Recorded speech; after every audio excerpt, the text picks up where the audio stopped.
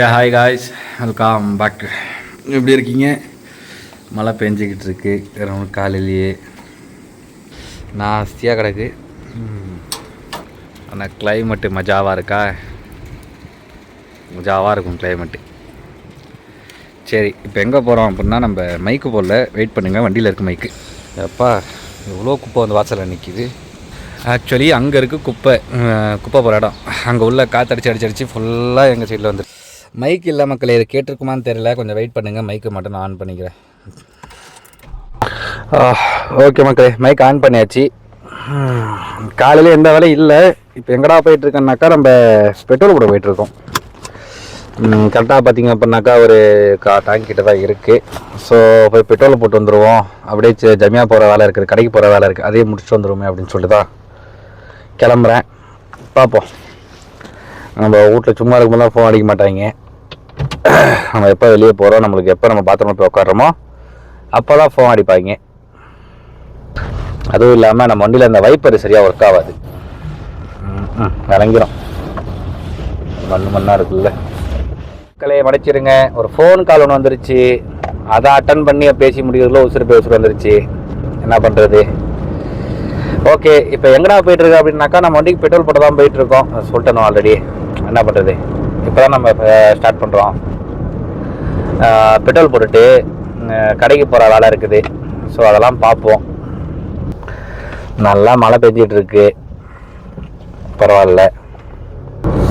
நம்ம எப்போ கரெக்டாக வண்டியை கழுவி நீட்டாக வச்சுக்கணும்னு சொல்லி நினைக்கிறோமோ அப்போ தான் இந்த மாதிரிலாம் ஆகிடுது. நேற்று மட்டுமே 2-3 டைம் வண்டியை கழுவிட்டேன். சரி, என்ன பண்ணுறது, கடுப்பாக இருக்கேன்ட்டு. சரி, பிரச்சனை இல்லை. கோயத்தில் அடிக்கிற வெயிலுக்கு அதுக்கும் இந்த மாதிரி மழை பெஞ்சிட்டே இருந்துச்சு அப்படின்னா கொஞ்சம் நல்லா தான் இருக்கும். அதெல்லாம் பிரச்சனை இல்லை. ஓகே மக்களே, நம்ம இதுக்கு வருவோம். டாபிக் என்ன பண்ணாக்கா, டாபிக்லாம் நிறையா இருக்குது.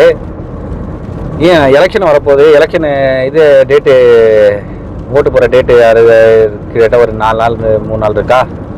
இந்த வீடியோ அப்லோட் ஆகும்போது எலெக்ஷன் முடிஞ்சிருக்குன்னு நினைக்கிறேன். என்ன நேரத்தில் போகிறோன்னு தெரியல இந்த வீடியோவை.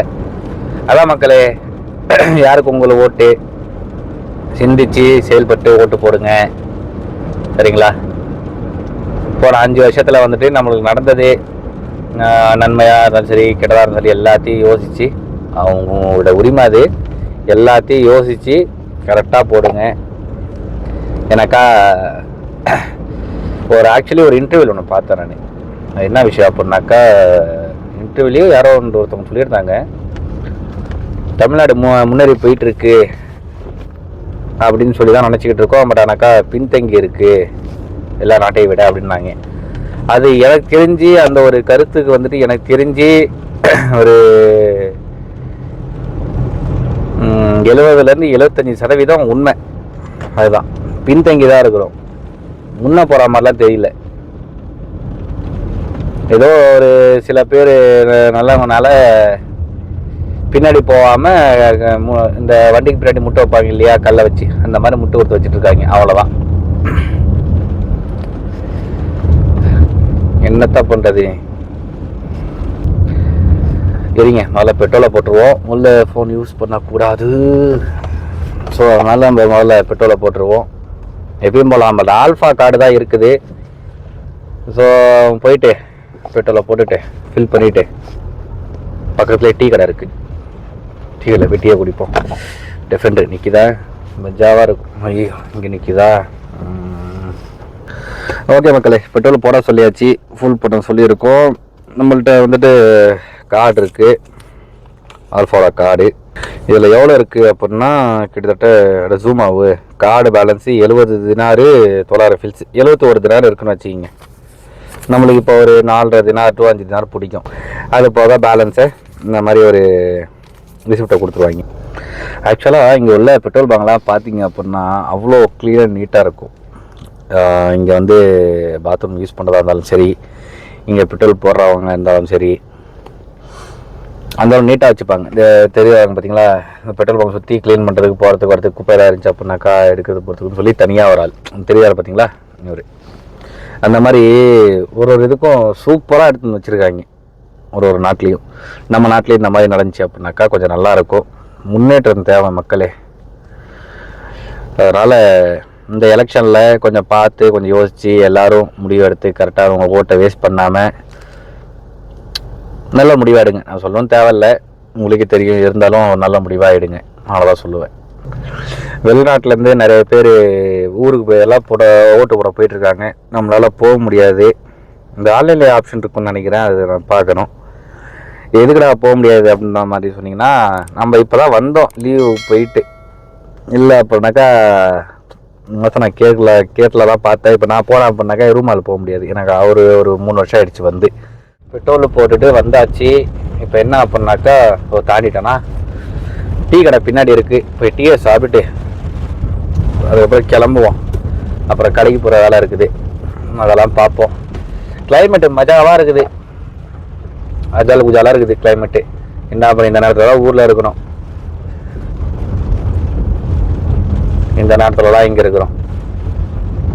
சரி ரைட்டு, நம்ம பாவம் பண்ணிட்டோம் போல், அவ்வளோதான். அதுக்கு ஒன்றும் செய்ய முடியாது. எங்கடா பார்க்கிங்க? இங்கே தான் இருக்குது டீ கடை. பார்க்கிங்கு இங்கே போட்டுப்போம். ஐயோ, ஹேண்டிகேப் பார்க்கிங்கில் போட்டோம் அப்படின்னா ஃபைனு, பேசாமல் இங்கே போட்டுப்போம். ஓகே,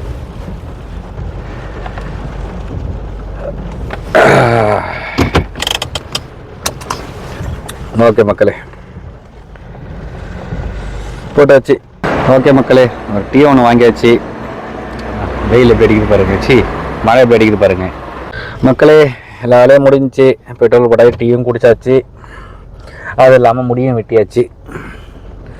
ஒரு 2 தலையை கொடுத்து எப்படியோ வெட்டி முடிச்சிட்டேன். அவன் என்ன கோரத்தில் இருந்தான்னு தெரியல.